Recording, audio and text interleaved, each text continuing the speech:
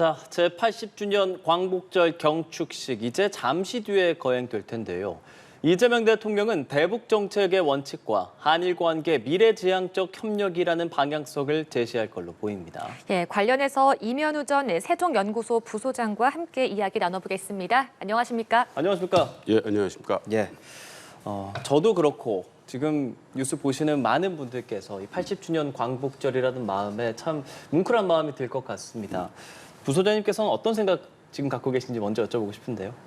예, 뭐 지금 말씀해 주신 것처럼 예. 80주년이라고 하는 광복 그리고 해방이기 때문에 35년, 36년 일제 치하를 네. 벌써 한 두 번 넘어서 우리가 이제 독립과 해방, 광복을 찾은 거였는데 그런 차원에서 새로운 다짐이라든지 뭐 여러 가지 그러니까 생각이 들게 되는 그런 시점이라고 말씀드릴 수 있겠습니다. 예, 그렇습니다.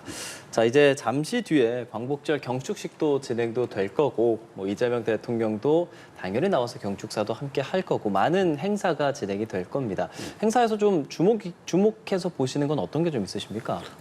역시 지금 현 정부가 출범한 지 얼마 되지 않았고 여러 가지 어떻게 보면 얘기가 있었다고 할 수도 있겠습니다. 그리고 지금 국제 정세라고 하는 것이 아주 그 혼란스럽다고 그럴까. 뭐 대표적인 것이 이제 그 미국 트럼프 대통령의 관세 압박이라고 그럴까. 전 세계적인 한국만이 아니고 전 세계적인 압박 같은 것들이 지금 진행되는 아주 그 혼란한 국제 정세 속에서 지금 한국의 어떤 대응 내지는 비전을 보일 건가 하는 차원에서 아주 그 뭐 주목을 받고 있다고 생각이 됩니다. 그리고 그런 가운데에서는 가장 중요한 것 중에 하나가 제가 생각하기에는 이제 신뢰를 어떻게 현 정부의 신뢰를 어떻게 보여줄 것이냐라고 하는 차원에서 그것과 관련된 얘기가 좀 나오고 그로 해서 뭐 탄탄대로가 펼쳐질 수 있기를 바랍니다. 아무래도 말씀해주신 그런 비전들이 담겨 있는 것이 광복절 경축사일 것 같은데요. 그렇죠. 소장님께서는 이런 경축사를 통해서 어떤 내용들이 이제 나올 거라고 예상을 하시는지요? 그러니까 뭐 크게는 지금 뭐 제가 미리 좀 얘기된 것들을 좀 보면 결국은 이제 대북이라고 그럴까 남북한 관계에 대해서 어떤 식의 비전이랄까 정책을 펼칠 것인지라고 하는 얘기가 뭐 들어갈 거라는 얘기를 제가 들은 것 같고 예. 그것과 더불어서 어떻게 보면 이제 결국 이제 우리가 광복절 얘기를 할 때 가장 중요한 것 중에 하나는 역시 일본과 한일 관계 내지는 예. 한국의 그 대일 정책이라고 하는 부분이고 그것과 관련해서는 특히 이제 현 정부는 여러 가지 오해라고 그럴까 내지는 그 다른 생각을 갖고 있는 것으로 한국 내에서뿐만이 아니라 일본 내에서도 비춰지고 있기 때문에 예. 그런 것에 대해서 어떤 식의 얘기를 할지 또 주목을 받고 있다고 생각이 듭니다. 예. 자, 곧 경축식을 진행을 하게 될 텐데 지금 이 시각 우리 홍현익 전 국립외교원장님께서도 자리에 함께해 주셨습니다. 어서 오십시오, 원장님. 안녕하십니까. 네. 이제 경축식 잠시 뒤에 진행이 될 거고 오늘 정말 의미 있는 날입니다. 대한민국 네. 국민 모두가 의미 있는 생각을 하고 있을 텐데 원장님께서도 국립외교원장을 지내셨던 분이시기 때문에 오늘 또 소회가 좀 남다르시지 않을까 싶어요. 네, 우리가 광복을 맞은 지 이제 80주년이 됐습니다. 이게 딱 10년씩 끊어지는 해이기 때문에 예. 의미가 새롭고 지금 한일 관계가 지난 몇 년 동안 상당히 막 요동쳤었잖아요. 근데 윤석열 정부에서 사실 한일 관계가 뭐 좋아졌다라고 하지만 너무 많은 양보를 해서 우리의 민족 혼이 지금 굉장히 손상당한 그런 상황입니다.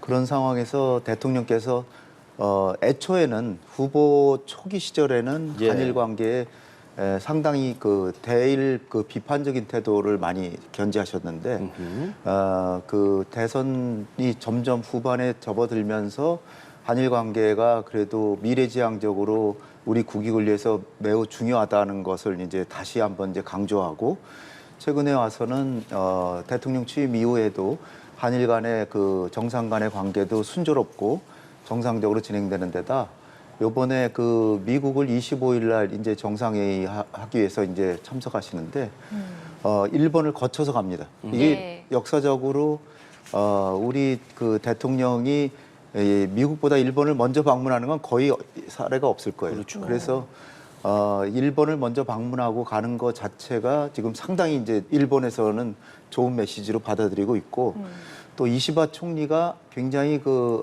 일본 지도자 중에는 지한파라 그러죠. 친한파라고까지는 안 해도 한국을 잘 이해하고 한국과의 관계를 중요시하는 분이기 때문에 그 한일 관계는 이재명 대통령 대해서 일본에서 기대가 크지 않았는데 최근에 점점 좋아지고 있기 때문에 무난하게 한일 관계가 잘 될 것 같고요. 또 이재명 대통령이 강조하시는 게 한미일 공조에 대해서는 끊임없이 이제 계속 추진한다고 하기 때문에 잘 될 것 같고요. 대북 문제도 말씀드릴까요? 예, 잠시. 네.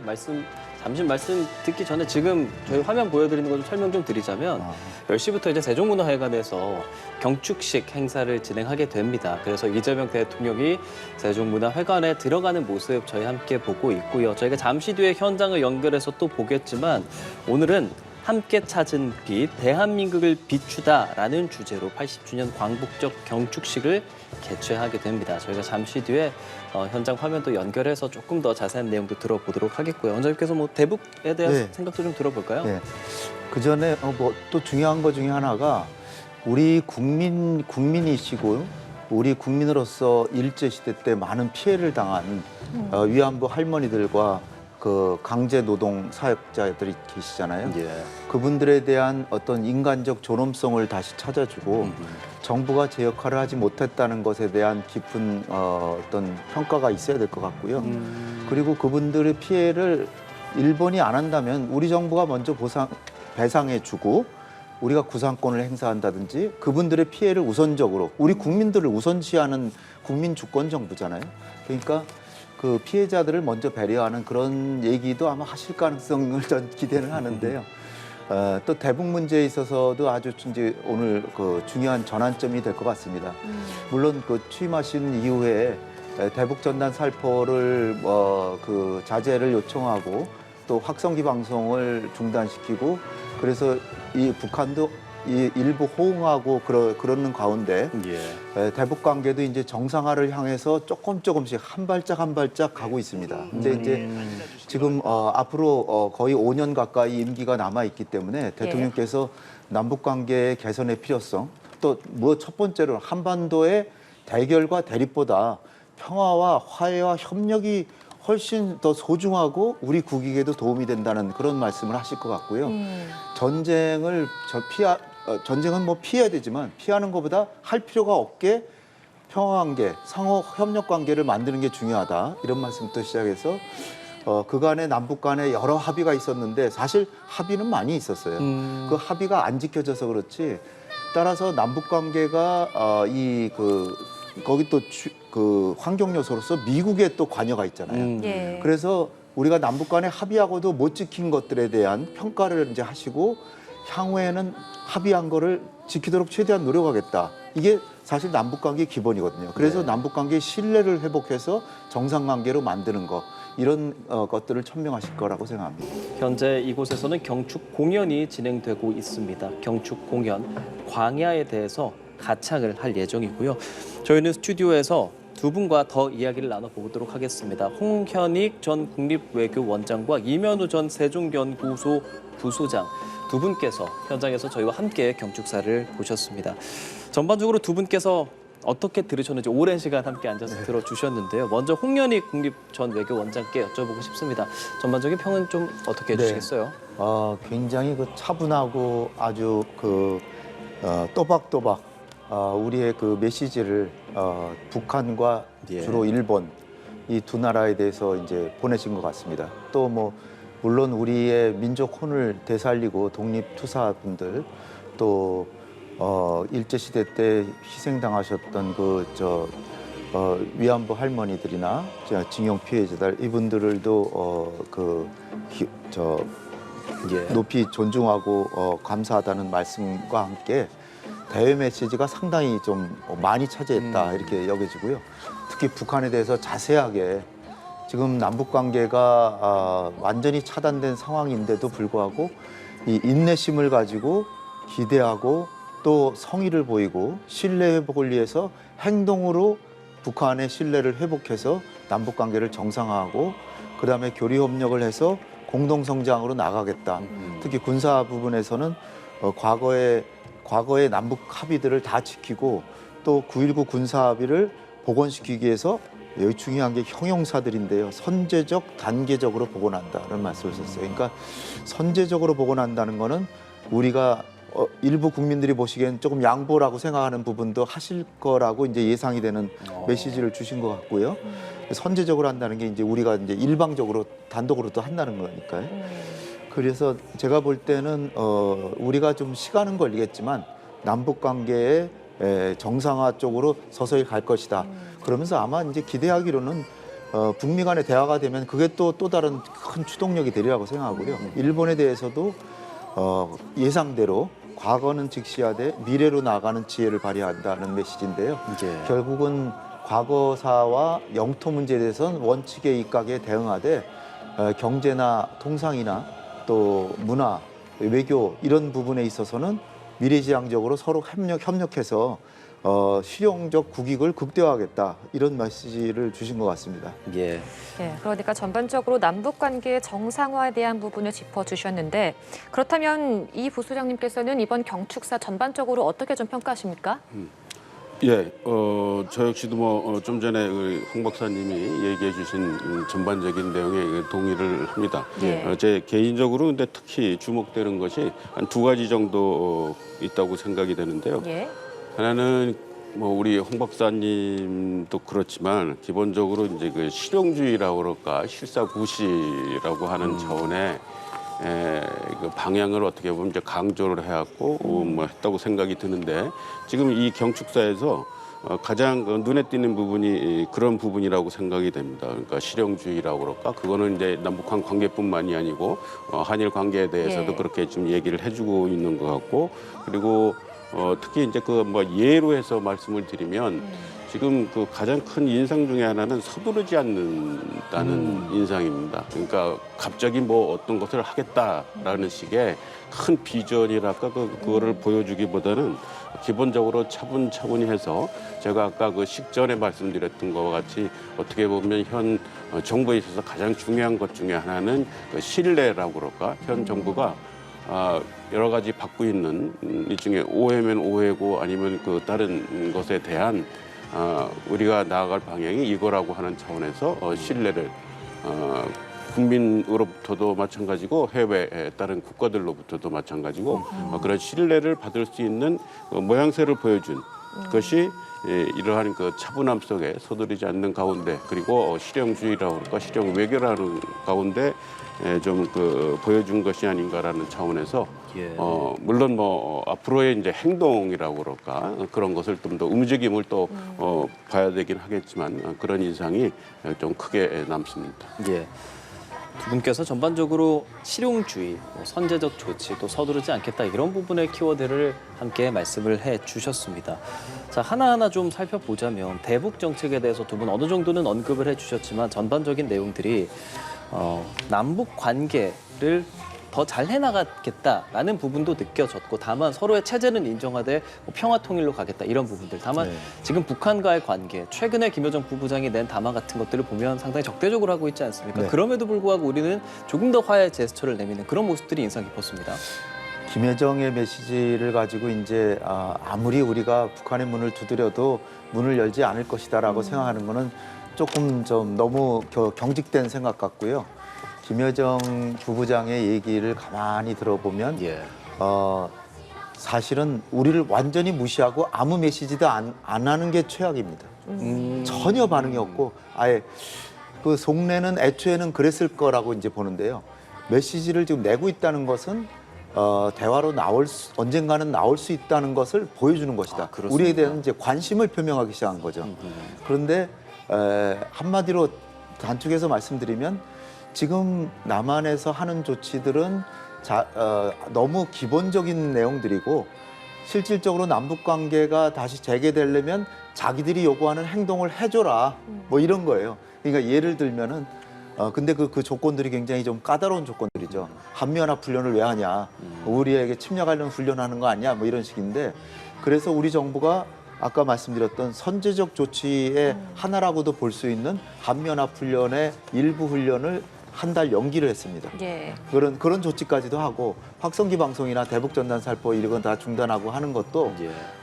이제 조심스럽게 한 걸음 한 걸음 내리는 건데 근데 북한이 아예 움직이지 않고 있는 건 아니거든요. 왜냐하면은 우리가 전단 살포를 안 하니까 오물풍선 당장에 안 보내잖아요. 확성기 방송을 안 하니까 북한도 중단했습니다. 이거부터 벌써 우리를 무시하겠다라고 그러지만 실제로는 행동을 하고 있는 거거든요. 그들이. 그렇지만은 관계가 개선됐다라고 하는 거를 빌미를 주고 싶지는 않은 거예요. 관계를 개선하려고 하면 좀 더 큰 걸 내놔라는 거죠. 큰 걸 내놔라는 게 뭐 이를테면 뭐 개성공단을 뭐 재개한다든지 이런 게 쉬운 일들이 아니잖아요. 그 다음에 뭐 이런 조항도 있습니다. 뭐 헌법의 뭐 3조에 대한민국은 한반도와 그 부속도서로 한다.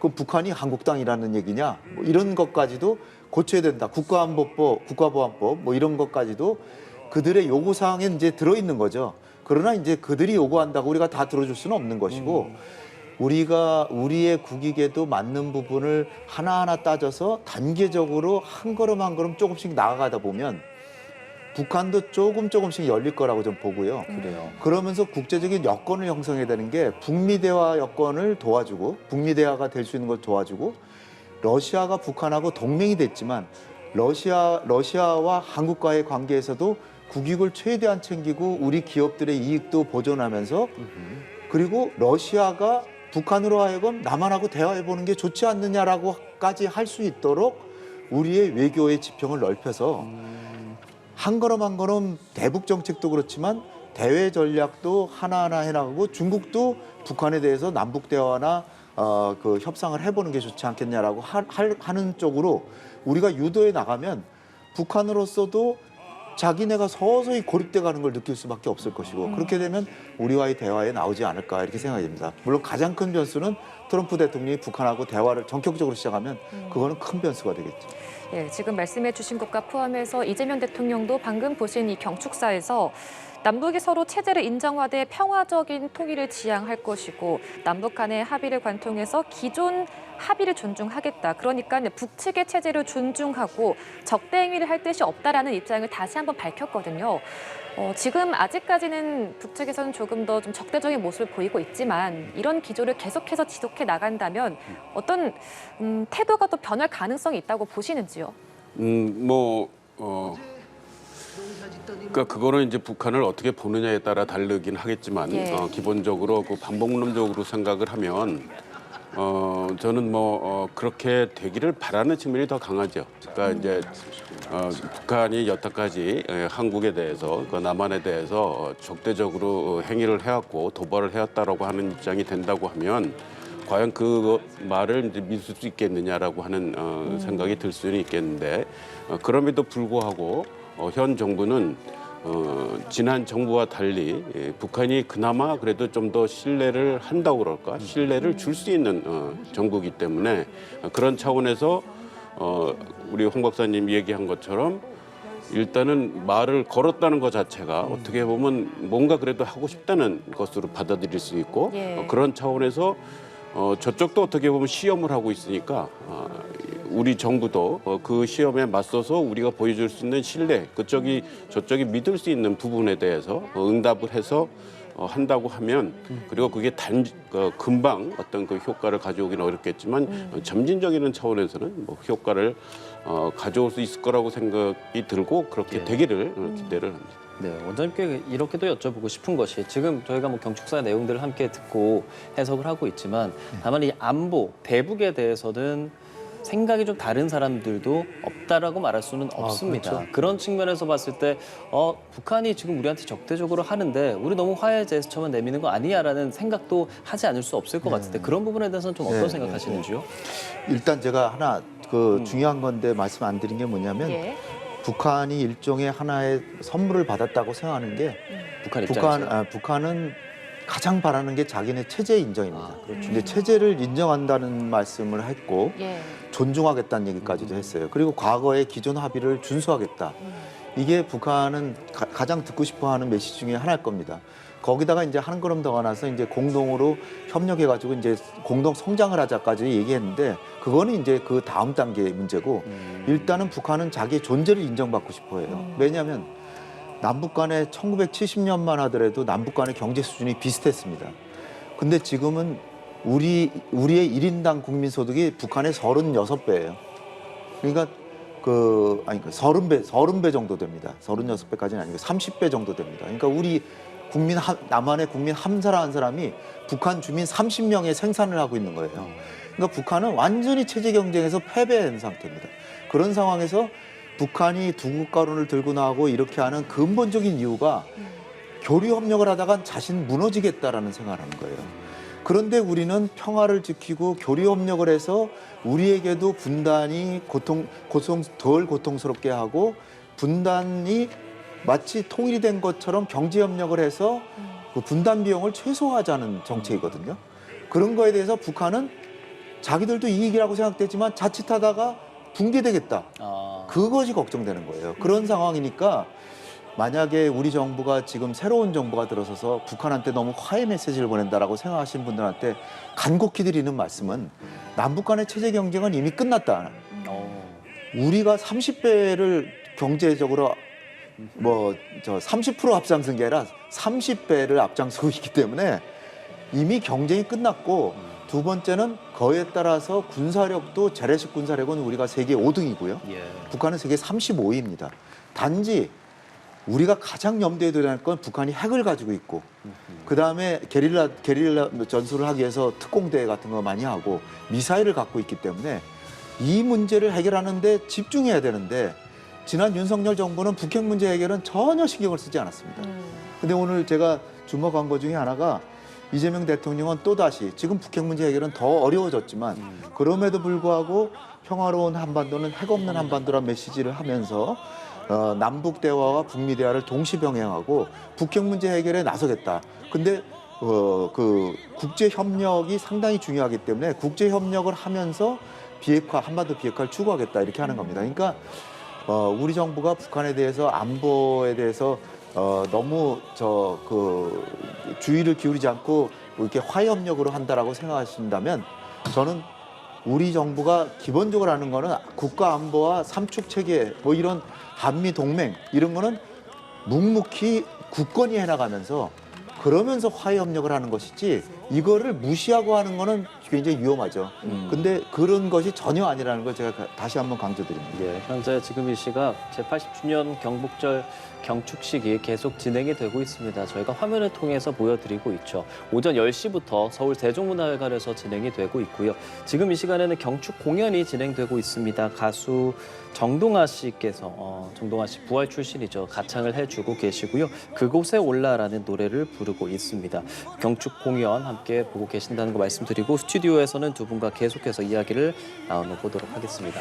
아까 저희가 함께 이재명 대통령의 경축사를 봤는데 한일 관계에 대한 이야기도 나왔습니다. 사실 올해가 광복 80주년이자 한일 수교 60주년이다. 그러면서 과거는 직시하되 미래로 나아가는 지혜를 발휘해야 한다라는 말을 남겼는데 이 말을 빌려보자면 과거보다는 앞으로의 미래에 방점을 찍겠다라는 걸로 해석을 할 수 있을까요? 예, 그렇게 생각합니다. 아까도 평가라는 차원에서 실형 외교가 돋보인다고 말씀을 드렸는데 그 가장 큰 예 중에 하나가 지금 일본에 대한 이런 그 방침배라고 할까 정책이라고 얘기할 수가 있겠습니다. 그리고 과거는 직시하되 미래를 어떻게 보면 미래에 대한 그 방향이라고 할까 미래에 방점을 둬서 대일 정책을 하겠다라고 하는 것은 어떻게 보면 지난 정권 및 좌우를 떠나서 어떤 면에서는 지난 정부들이 지속적으로 얘기했던 부분이고 특히 어떤 면에서는 일본 정부가 지속적으로 얘기했던 부분이라고도 할 수가 있겠습니다. 그러니까 과거보다는 직시하되 과거보다는 미래를 지향해서 나가자라고 하는 것이 어떻게 보면 지속적인 일본의 정보였고 그럼에도 불구하고 과거를 등한시할 수 없다라고 하는 것이 어떻게 보면 또 지난 한국 정부들의 지속적인 어떻게 보면 이제 입장이어서 그런 그 상대적인 방점의 차이로 해서 어떻게 보면 지난 수십 년 동안 한일 정부 간의 갈등이라고 그럴까 항상 그 대립각이 형성이 됐다고 할 수가 있겠습니다. 그런 차원에서는 어떻게 보면 지난 정부 내지는 그 전에 제기가 되고 진행이 됐었던 노제펜이라든지 그런 식의 입장을 어떻게 보면 갖고 있다고 인식됐던 현 정부 내지는 현 대통령이 지금 이와 같이 미래지향적이고 하고 하는 그런 제스처를 보여줬다는 것은 뭐 일본으로 해서는 좋게 일단은 받아들일 것이고 근데도 아까도 말씀드린 것처럼 단순히 이제 말만이 아니라 여태까지 말은 많이 됐었는데 그 남북한 관계에서도 마찬가지지만 실제적으로 움직임으로 해서 행동으로 해서 어떤 것들이 나타나느냐 그에 걸맞는 얘기들이 나올 수 있느냐라고 하는 부분이 이제 초점을 맞춰서 앞으로 지속적으로 서로 얘기되지 않을까 생각이 듭니다. 이시바 총리와 정상회담도 예정이 돼 있잖아요. 예, 그렇습니다. 그걸 앞두고 오늘 이제 경축사에서의 이야기들 결과적으로는 일본과도 경제협력으로 잘 해나가겠다라는 말들을 했지 않았습니까? 예. 그렇다면 그 정상회담에서의 뭐 의제나 분위기 이런 것들은 좀 어떻게 예상을 해볼 수 있을까요?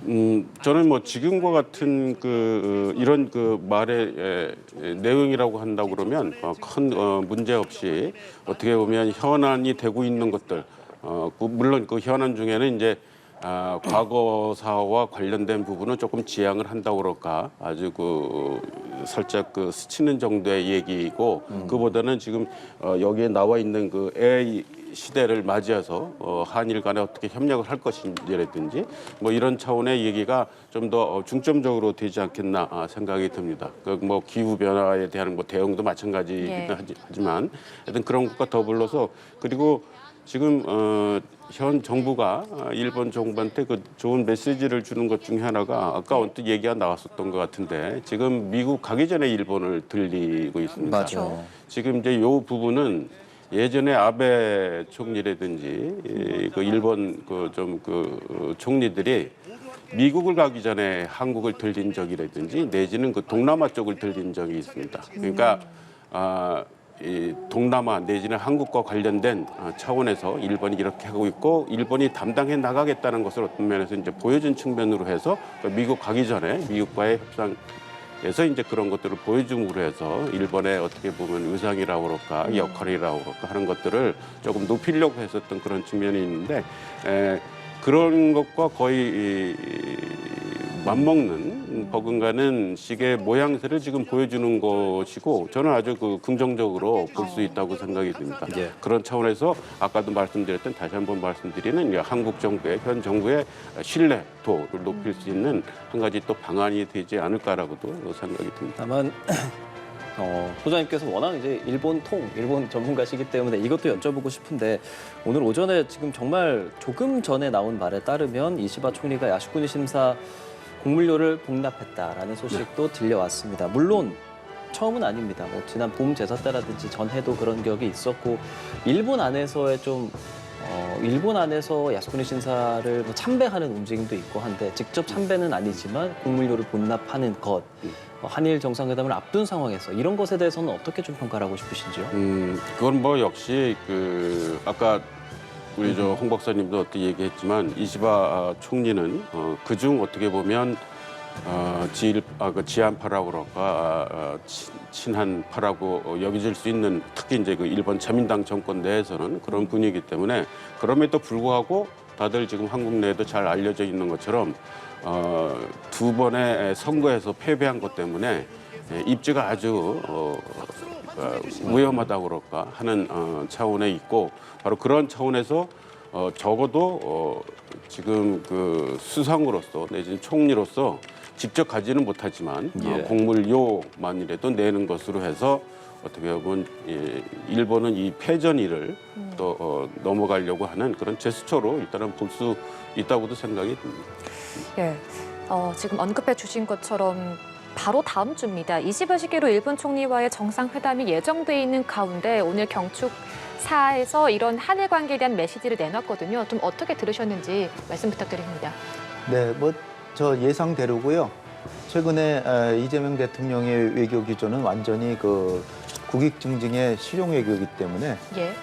일본과의 오늘은 광복절로 뜻깊은 날이니까 우리 독립 선열들을 기리고 그리고 일본에 대해서 과거사에 대해서 좀 더 성의 있는 태도를 요구하고 이런 기본적인 메시지는 하셨지만 향후에 미국 우리가 한미 동맹이고 미일 동맹이고 우리는 다 미국과 동맹이잖아요. 그런 상황에서 미국이 친구만이 아니라 우리에게 경제적으로 많은 것을 요구하고 일본에게도 똑같이 요구하고 있거든요.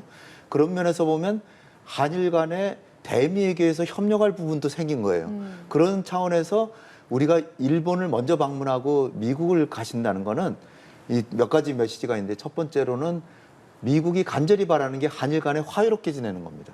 그래서 한일 간의 화해로운 모습을 먼저 보여주면서 이제 가는 게 대미 외교의 지렛대가 되는 것이고요. 그 다음에 이제 우리가 이 미국의 그 관세 협상 파도, 이 대통령도 말씀하셨지만 거기에 대해서 한일 간에 어느 정도 공동 보조를 맞춘다는 의미 그런 것도 있고요. 그 다음에 이제 대북 정책을 하기 위해서도 일본이 상당히 기여할 수 있는데 그래서 제가 기대하는 거는 이제 이시바 총리도 지금 지지도를 많이 하기 위해서 여러 노력을 하는데 네. 일본에서는 북한하고 관계를 개선하거나 아니면 북한에 대해서 굉장히 강력하게 막 공격적인 메시지를 주면 지지도가 올라가거든요. 그러니까 이재명 대통령께서 북일 간의 관계 개선하는 걸 우리도 적극적으로 기대하고 뭐 우리도 지지한다든지 뭐 이런 메시지를 준다든지 그러면 굉장히 이시바 총리를 도와줄 수도 있고 하기 때문에 일본을 먼저 방문하신다는 게 매우 뜻이 있고요. 아까 연설문에도 나오는 게 을사년 과오를 되풀이할 수 없다 이렇게 얘기했어요. 올해가 우리 을사년인데 그럼 그 을사년에 무슨 일이 있었냐? 1905년에 한일 그 을사 보호조약 우리 외교권을 박탈했잖아요. 1905년에 그때 미국이 일본을 도와줬습니다. 일본을 지지해서 조선에 있던 공사관을 처음 철거한 게 미국이에요. 그러니까 미국이 지금은 우리에게 굳건한 동맹이지만 한때의 역사에서는 미국이 일본 편에 서서 한일 합병을 도왔던 세력이었거든요. 그런 상황이란 거를 되풀이하지 않겠다는 거는 대통령께서 역사의식을 분명히 하고 일본과 미국을 방문에 돼 있어서 우리의 국익을 맹철히 지키고 극대화하지만 우리의 민족혼은 반드시 지키겠다 이런 메시지라고도 볼 수 있습니다. 그래서 한미 정상회담에서도 한미 동맹은 굳건히 지키고 강화하고 미래지향적으로 발전시켜야 되겠지만 그렇다고 해서 미국이 우리 동맹이라고 미국이 생경하게 자기 국익을 챙기는데 우리 국익을 포기해서 미국의 이익을 지지할 수는 없다는 그런 메시지가 전 숨어 있는 것이 아닌가 저는 그렇게 봅니다. 알겠습니다. 자, 오늘 80주년 광복절이죠. 광복절 경축식, 경축사도 함께 들어봤습니다. 이재명 대통령이 한일 관계 또 대북 정책 등에 대한 이야기도 함께 했는데 긴 시간 두 분과 함께 들어봤네요. 홍현익 전 국립외교원장, 이면우 전 세종연구소 부소장과 함께했습니다. 오늘 귀한 걸음 해주셔서 고맙습니다. 안녕히 가십시오. 감사합니다. 좋습니다.